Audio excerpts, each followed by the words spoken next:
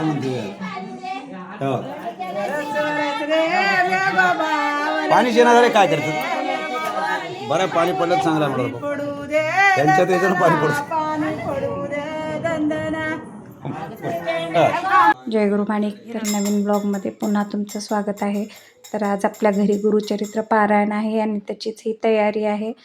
तर आदल्या दिवशीच रात्री सगळे भांडे वगैरे घासून ठेवले होते मी, कारण दुसऱ्या दिवशी खूप धावपळ होणार होती. असं पाणीसुद्धा रात्रीच भरून ठेवलेलं होतं आणि हे अंथरणं पांघरणं धुतलेली लागतात म्हणून धुवून टाकून वाळू घालायला जात होती मी. तर आज गुरुचरित्राचं पारायण म्हणजे गुरुवारी सुरू होणार होतं आणि आमचा गुरुवारी निरार असतो, त्यामुळं हे शेंगदाणे भाजणं चालू होतं माझं. आणि भाजत एकीकडे मी भांडेसुद्धा लावणार आहे, कारण मला बरंच सारं काम आहे. आज 1 मिनिटही बसायला मिळणार नाही.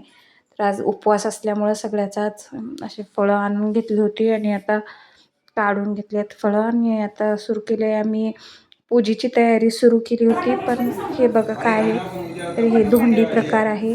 आमच्याकडे पाऊस पडत नाही, त्यामुळं हे धोंडी प्रकार म्हणजे आमच्या खेडेगावात तुम्हाला पाहायला मिळेल. आता राहिलंच नाही. गाणे म्हणतात होय असं. दोंडी गेली शेतात पाणी आलं आता दोंडी पाणी मायो हा असं असं म्हणते हो. पाणी शेणा झाले काय करतात बरं पाणी पडलं चांगला म्हणतो त्यांच्यात याच्यानं पाणी पडतं. तर या प्रथेमागचं मला कारण काही माहीत नाही, म्हणजे असं बेंडकुळीला घेऊन का जातात काय नाही. तुम्हाला कोणाला माहीत असेल तर नक्की सांगा. पण खेडेगावाकडे अशा छान छान प्रथा म्हणजे एक माहीत होतात. तर मी ह्यावेळेस पहिल्यांदाच पाहिले होते आणि आपल्याला 4थी-5वीला असताना एक कवितासुद्धा होती, धोंड धोंड पाणी दे साय माय पिकू दे, अशी काहीतरी. ते आज प्रत्यक्ष बघायला मिळाली काय असते ते, कसं करते ते. तर आता इथं आपली मंदिरामध्ये पूजा चालू आहे. गुरुचरित्राचा कळस ते मांडणं चालू आहे आणि इथं आता कळस मांडल्यानंतर मग चरित्राचं पारायणसुद्धा होणार आहे. 3 दिवसाचं चरित्राचं पारायण आहे. भरपूर नियम असतात ह्या पारायणाचे. तर अगोदर गणपतीची पूजा होत होती इथं आणि नंतर मग स्थापना होईल. दत्तासी गायीन दत्तासी पाहीन दत्तासी गायीन दत्तासी पाहीन दत्तासी गायीन दत्तासी पाहीन वाहिले हे मन रे दत्त पायी वाहिले रे दत्त पायी दत्तासी गायीन दत्तासी पाहीन दत्तासी गायीन.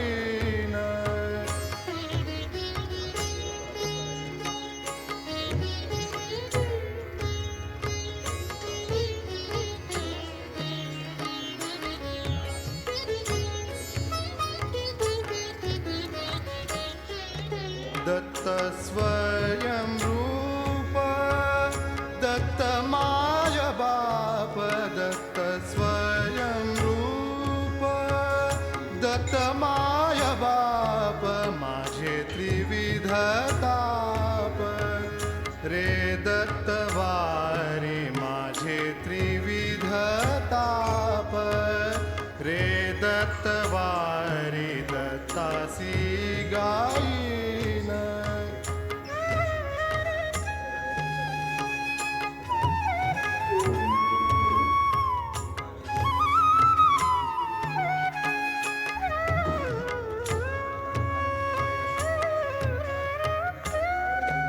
दत्त ज्ञान ज्योती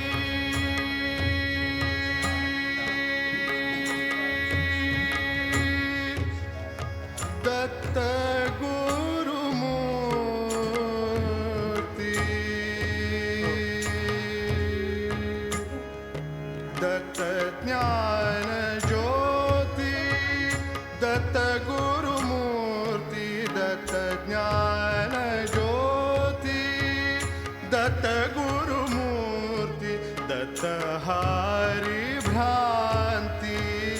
रे माणिकाची दत्त हरिभ्रांती रे माणिकाची दत्तासी गायीन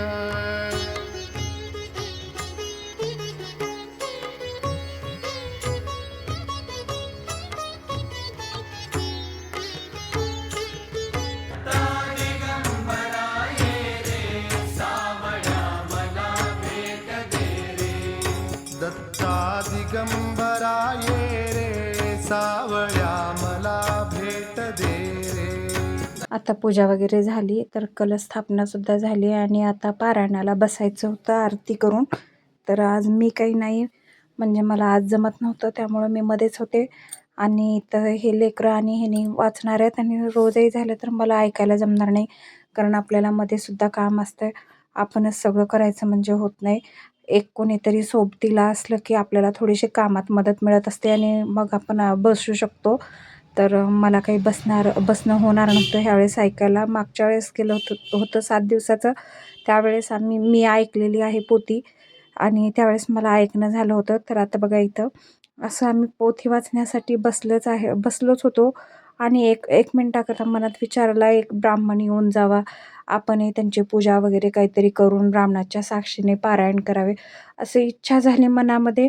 आणि इच्छा होऊन बघा 1 मिनिटही झाला नव्हता, तर लगेच ब्राह्मण दारामध्ये तयार. असा म्हणजे गुरुचरित्राचा मला अनुभव आला ह्या दिवशी. तर अचानक आले हे आणि त्यांना चहा फराळ करून मग घडलेली दक्षिणा देऊन त्यांच्या साक्षीने पारायण चालू केलं. आता आपण भेटणार आहोत डायरेक्ट संध्याकाळच्या सत्रात. म्हणजे आजचा पहिला दिवस होता, त्यामुळं पोथी ते वाचायलाही बराच उशीर झाला होता. भरपूर अध्याय असतात पहिल्या दिवशी. तर आणि आता उद्या दुसऱ्या दिवशी काही नाही, पण तिसऱ्या दिवशी पुन्हा जास्त असतात. तर संध्याकाळ झाली होती आणि बसायलाही पहिला दिवस असल्यामुळं थोडंसं उशीर झाला होता. तर पंचपदी करून सगळी आरती करून आता सगळे घरात येणार होते आणि आज मी काही नाही तिथं, उद्यापासून असेल मी पण.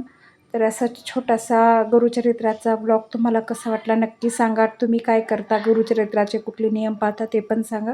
आवडला व्हिडिओ तर लाईक करा.